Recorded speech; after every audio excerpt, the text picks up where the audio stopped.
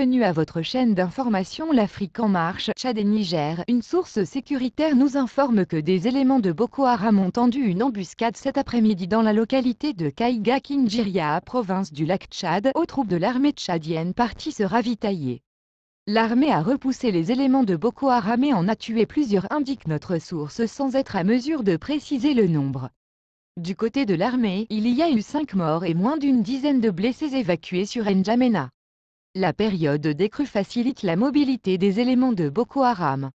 Ils peuvent donc facilement se dissimuler pour tendre des embuscades. C'est pour cela que le CEMGA, chef d'état-major général des armées, deuxième adjoint, est parti il y a quelques jours pour galvaniser les troupes et attirer leur attention sur la menace des attaques surprises des insurgés, souligne notre source.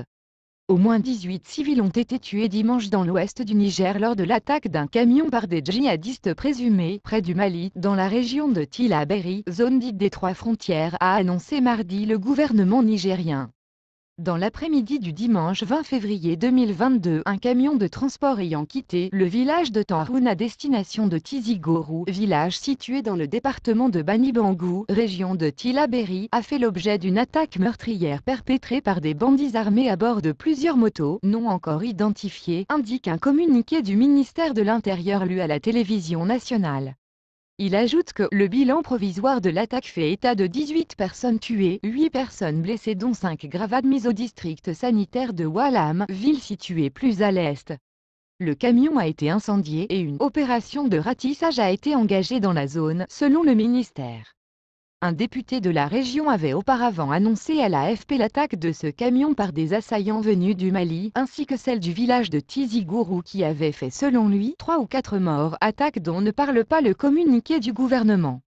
Il y a eu 18 morts, 14 dans l'attaque du camion, 3 personnes qui ont surpris les assaillants dans une cachette en brousse, puis une autre personne dans l'attaque du village de Tizigorou, avait pour sa part affirmé à l'AFP un ressortissant de la localité proche de Bani Bangou qui dit y avoir perdu un neveu dans les attaques.